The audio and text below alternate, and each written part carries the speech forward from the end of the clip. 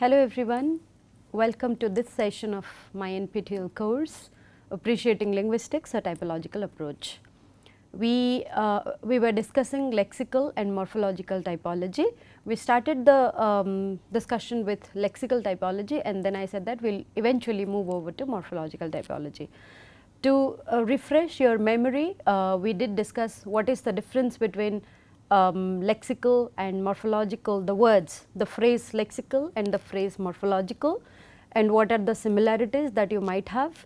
Primarily the similarity is that if it is lexical or morphological, whether it is lexical or morphological, it's primarily the discussion centers around words.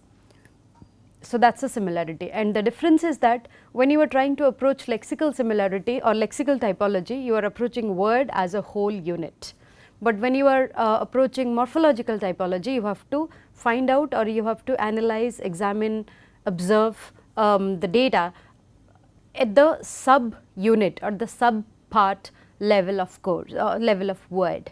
So you are not going to look at the word as a whole, rather you are trying to find out if you can divide it into sub units. So that is going to be your morphological discussion or the morphological typology. So then, considering this is a typology discussion centric course, primarily we would come up with some generalizations for each unit, whether it is syntactic, semantic, morphological or lexical. We have to focus on the generalizations that can be drawn through the empirical data or through the empirical evidence that the linguists have been working for, right.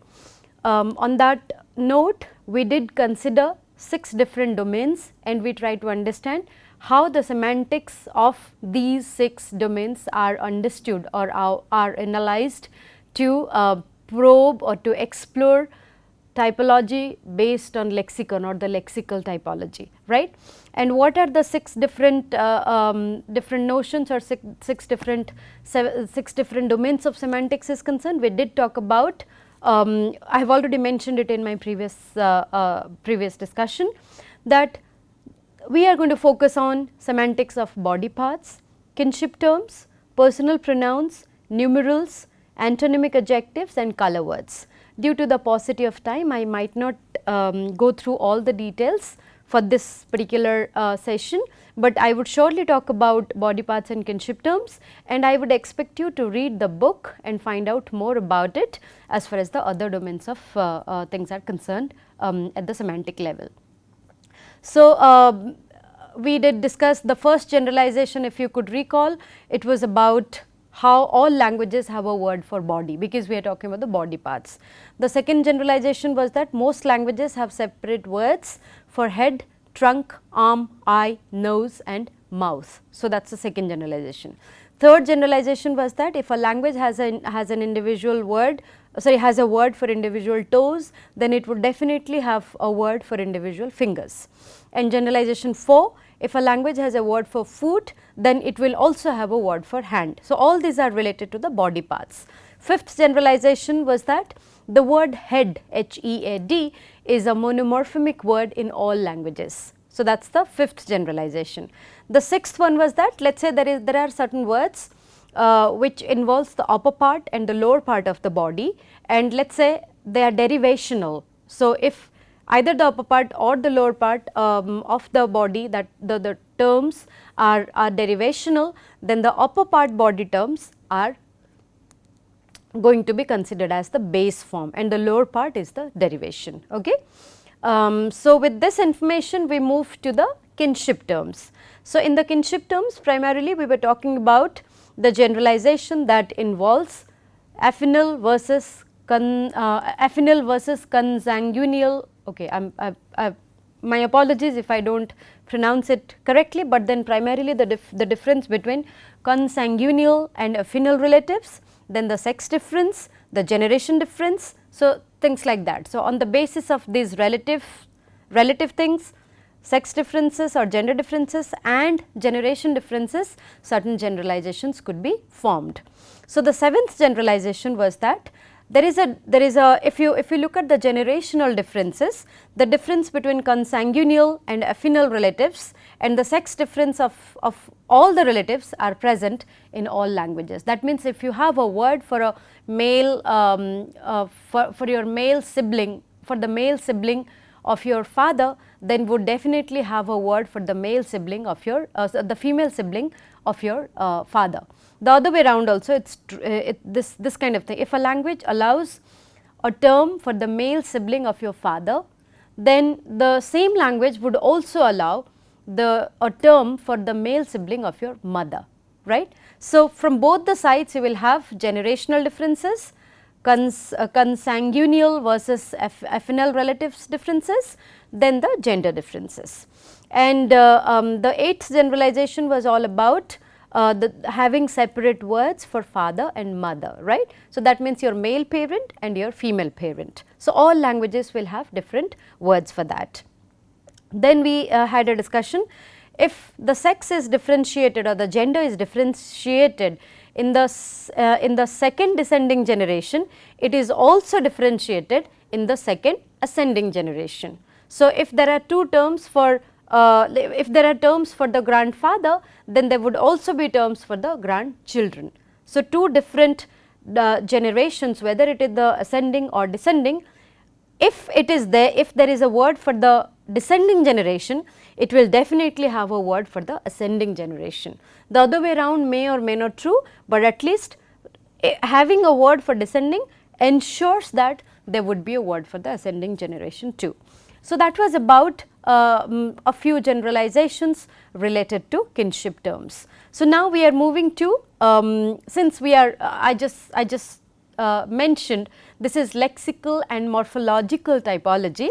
So, we will now focus on, or we will talk about, what is the morphological structure of kinship terms. So, let us say what kind of morphological structure do they have.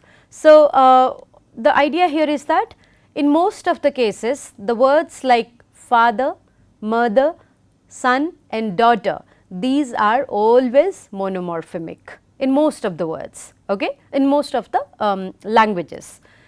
And what are the polymorphemic words? Grandfather, grandmother, grandson and granddaughter, these are mostly polymorphemic words. So, for sure in English, the first category or the first set belongs to monomorphemic and the second set belongs to the polymorphemic word. Look at the words given here. So, the idea here is that, or the assumption here is that in most of the languages you would find things like that. So, kinship terms can sometimes be monomorphemic, can sometimes be polymorphemic depending on the nature of the word. So, in this connection we will move to the next generalization that involves lexical morphological complexities. So, what it is, what is it? Let's give it a read. So, it's the 10th generalization, which tells us that in all or most languages, kinship terms that are frequent are semantically and morphologically simple.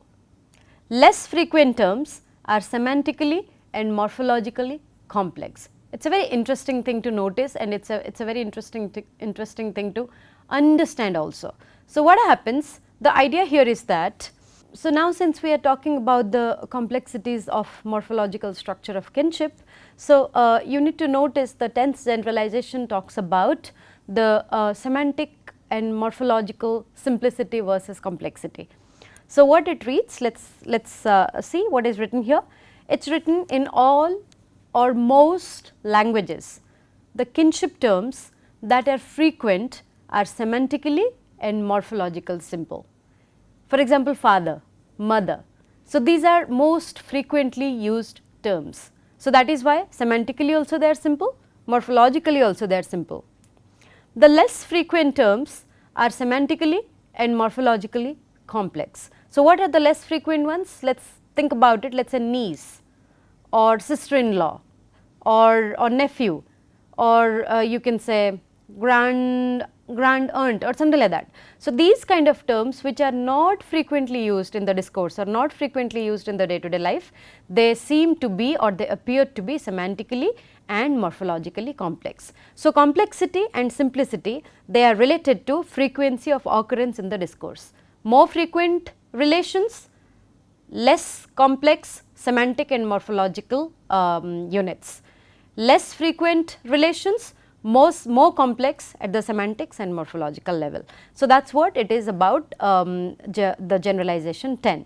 So, look at the example as I have just mentioned, father versus father-in-law. Father is a more commonly used or more frequently used word in the discourse. So, that is why this is semantically simple, morphologically is also simple, but father-in-law, it is semantically complex, morphologically also complex, because it is a polymorphemic word. There are 3 morphemes, father, in and law, but in case of father there is only one morpheme. So, both if you take into account the morphology and semantics, father versus father-in-law, that is going to be like if you compare it, then obviously the previous one is simpler and the later one is more complex. So, that is about 10th generalization. With these informations about, about the generalizations on the complexity and the simplicity or the complexity of semantics and morphological level, we can have a look at the personal pronouns in the kinship terms. So, now since we were talking about the complexities of lexical and morphological level, like at the semantic and the morphological level, to conclude, like if I want to bring it to the structural lexical typology. So, then we should note, or we may note, that the kinship terminologies largely follows the factual and naturally given divisions. So, the way it has been used in the discourse, the way it has been used in the society, the societal norms and the kinship terms, they are primarily factual, like it depends on the kind of relation or the kinship terms that you have in the family and then the extended one. However, just as in case of body part terminology, not all possible natural divisions are picked up by all languages. So, that means if you could recall, recall what we were talking about, the body parts. So, what is the situation, like what is the feature of an ideal vocabulary? For every thing there should be a word. If that is the case, if that is true, so then we have already discussed that there are a couple of terms, or there are a couple of things in your body where you cannot or you do not have words for it. So, it is not possible for any language, or it is not available in any of the language, any of the human or natural language, that all of your body parts have independent terms for themselves. Something similar we observe in the kinship terms. So, in the kinship terms, human relations, depending on the generational differences, gender differences, and let us say affinity, let us say depending on the extended family or the relative kind of thing.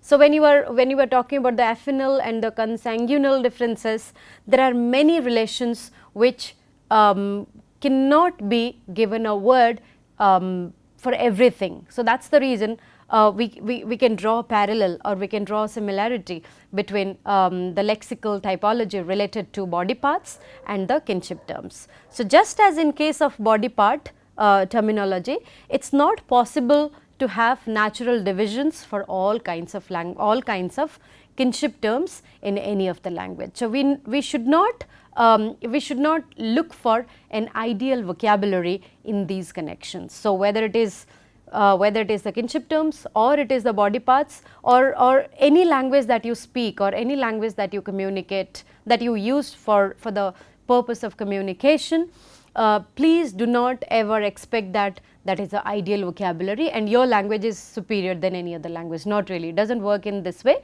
Languages, they have their own, like they are self-sufficient, at the same time they may not have the ideal kind of situation, and you should not worry about it at all. Okay. Each language has its own way of expressing things, whether it is all the 6 types of semantic domains that we were talking about. So, languages differ from each other, languages vary from one another, and we should not look for, or we should not think about the idealness in the vocabulary of these languages, these human languages or all human languages. So, with this information, let us move to another category which is related to the personal pronouns, and we can draw certain kind of generalizations based on the personal pronouns that a particular language has. Okay. So, I will try to link it with the kinship terms as we have discussed, because when we say personal pronouns like I, you, he, she, it, so it definitely has certain connection with the kinship terms. So, keeping that in mind, why do we, now I am asking you the question, how we can link the personal pronouns with the kinship terms. One way how we can link is that the kinship terms, they serve to identify people differently from names like let us say John, Peter or Mary, or for let us say the description something like instead of saying let us say a furry animal in the corner, we can say the name of a dog or the name of a cat, something like that, or you can say it, or you can say that. So, these are the different ways by which you can actually replace the proper nouns and the common nouns, and rather you can actually use the personal nouns or set the personal pronouns. So, to refer a particular person and especially the kin terms, they specify the relation between the self and the other individual. So, that is the reason why you need personal pronouns. When I say my, your or his, so that means I am identifying the relation between a particular person and the kinship term associated with it. When I say my, that means it is related to the word I.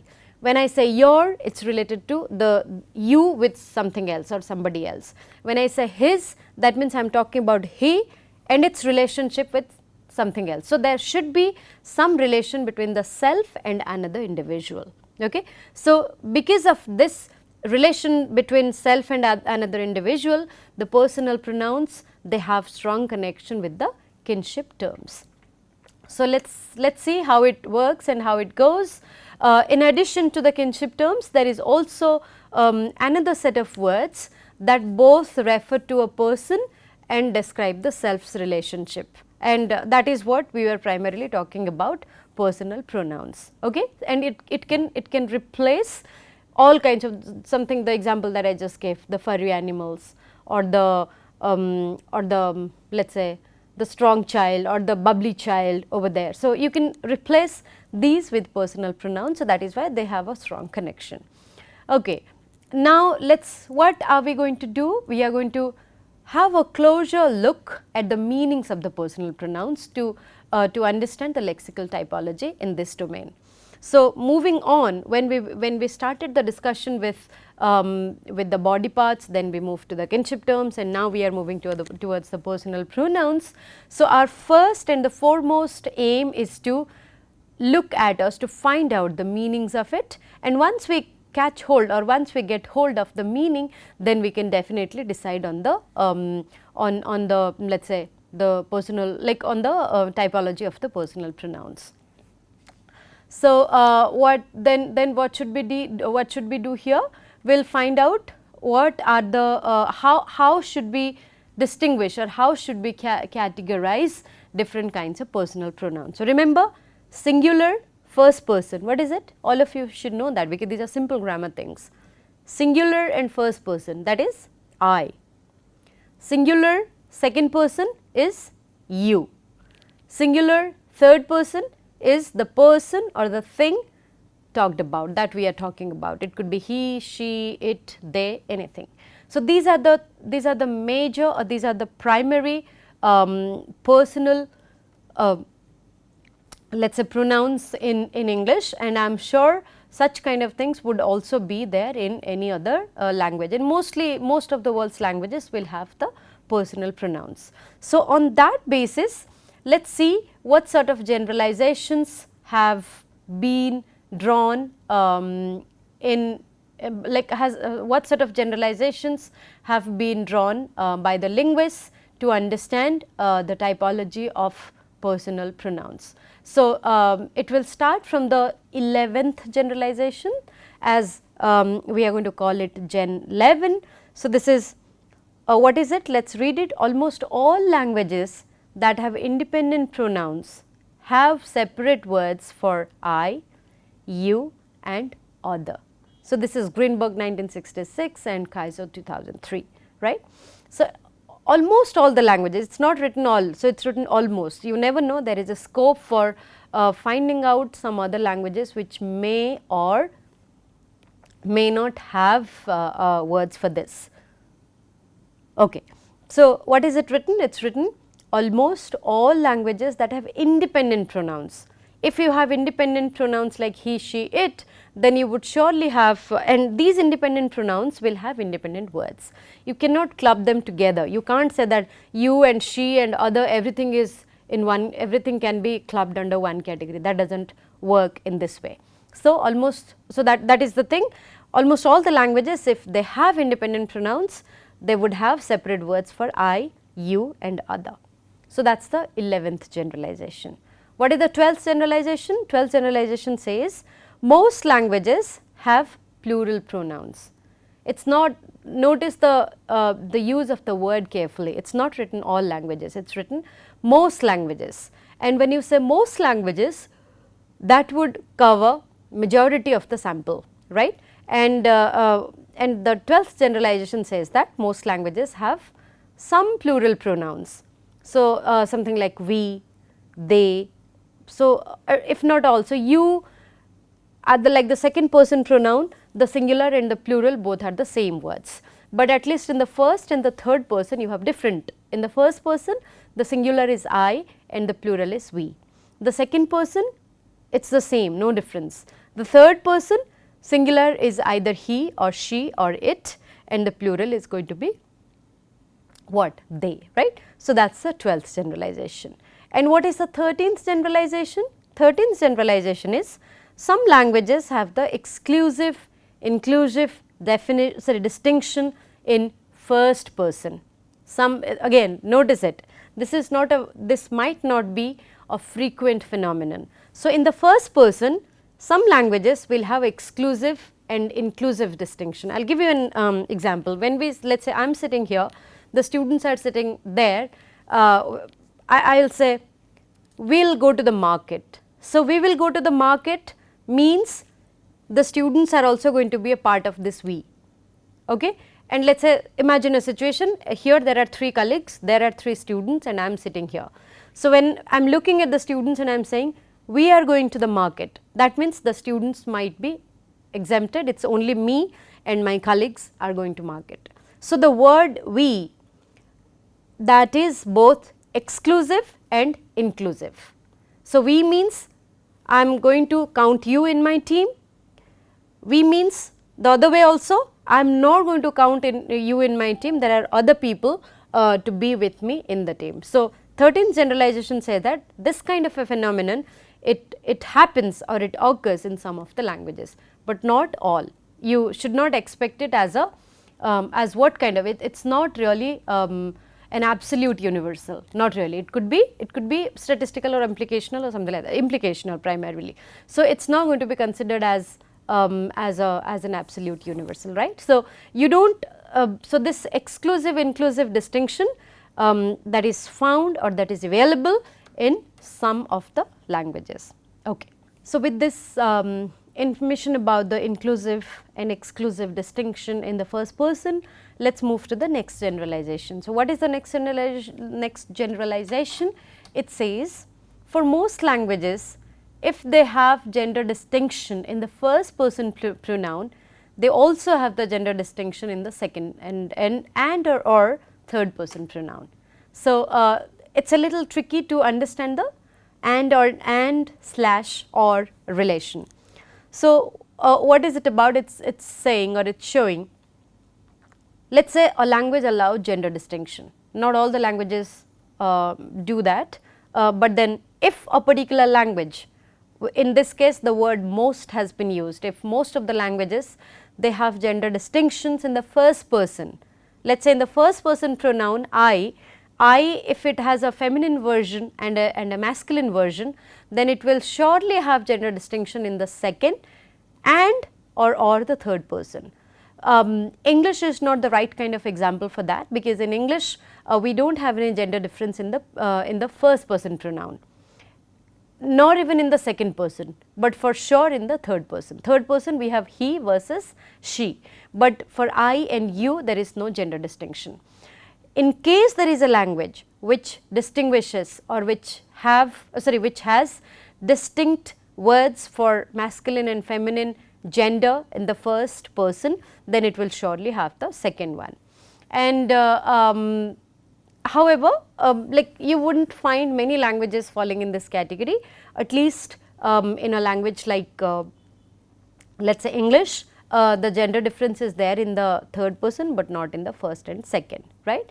And then with this idea about the gender distinction, another related generalization is 15th one. So, let us see what is the 15th generalization. So, Gen 15 says for most languages, if they have gender distinctions in the plural pronouns, they also have gender distinction in the singular pronouns. So, the idea here is that sometimes in the plural personal pronoun, let us say we or they. So, in case of English there is no gender distinction. So, we can be either masculine or feminine. They can be either masculine or feminine depending on the situation. If there are a group of boys, then it is going to be masculine. If there are a group of girls, it is going to be feminine. So, structurally or semantically, we and they are gender neutral. They do not, or on the surface, by hearing the term we cannot identify whether it is a masculine thing or a feminine. So, English is again not right example, but in case of any other world's languages, if there is a gender distinction in the plural pronouns, they also have a gender distinction in the singular pronouns. So, that's what this is what we are talking about in the third domain of semantics based discussion. Let us check it one by one. The first set of generalizations we had related to body parts, then now the next set we had kinship terms, and the third one now we are talking about the personal pronouns. So, taking the discussion further, let us talk about, or let us have a look how what is the complexity of whether the morphological structure in personal pronouns they are complex or simple, just like we did it for the kinship terms. So, let us have a look at it. So, that is the 16th generalization.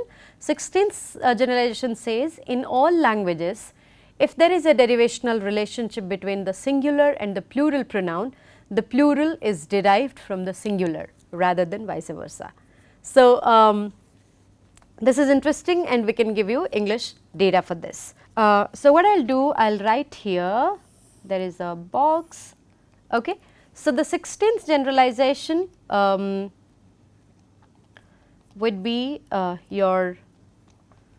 it is related to, so this is what Gen 16. So, what Gen 16 says, there is a derivational relationship, it is about derivational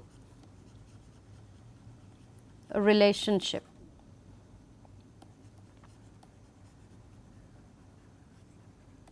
Okay. So, in this derivational relationship, what is derived from what?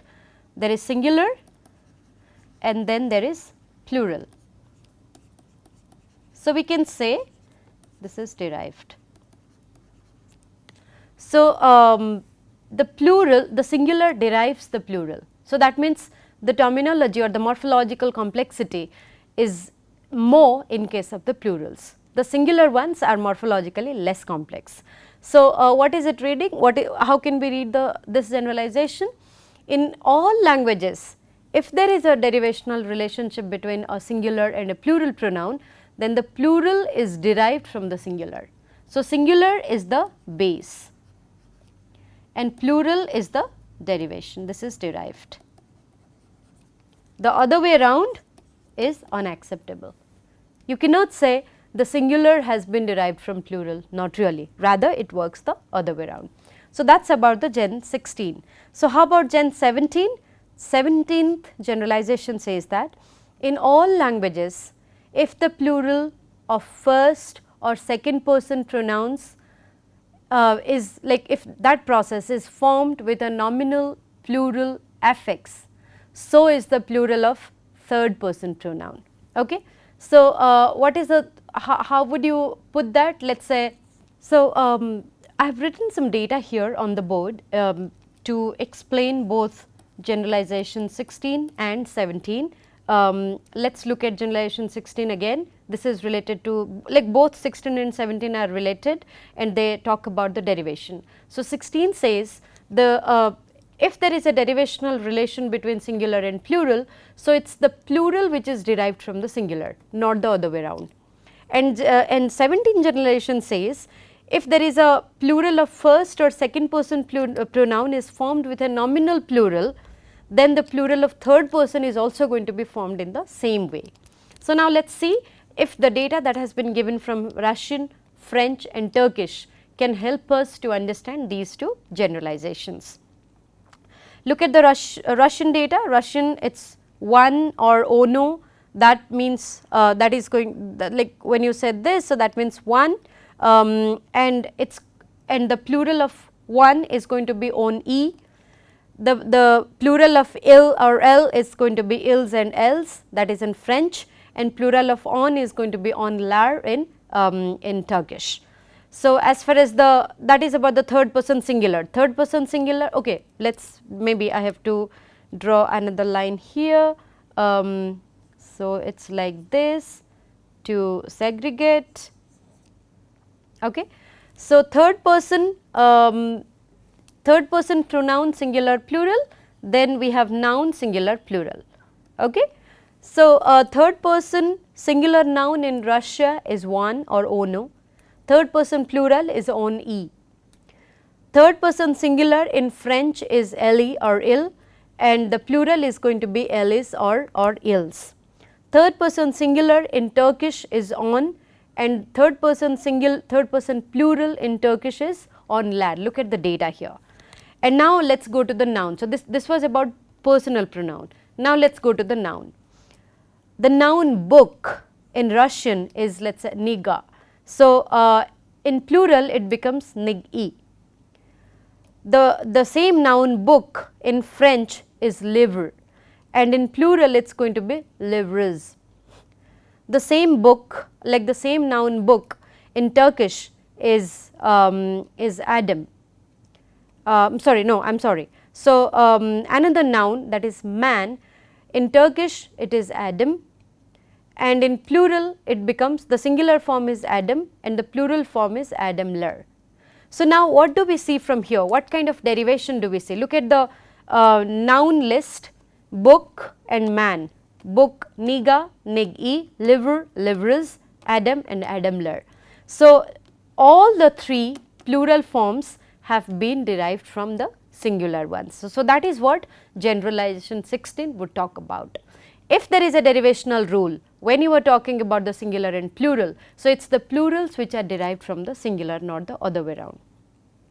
Now, let us look at the 17th, what it is saying. In all languages, if the plural of first or second person pronoun is formed with a nominal plural affix, then the plural of third person is also the same thing. So, here the data that we have for Russian, French and Turkish does not really help us directly, but we can look at the third person data. So, we do not have the data for the first and second person here, maybe we can refer to the book to know more about it, but at least in the third person you see there is a nominal plural affix marker.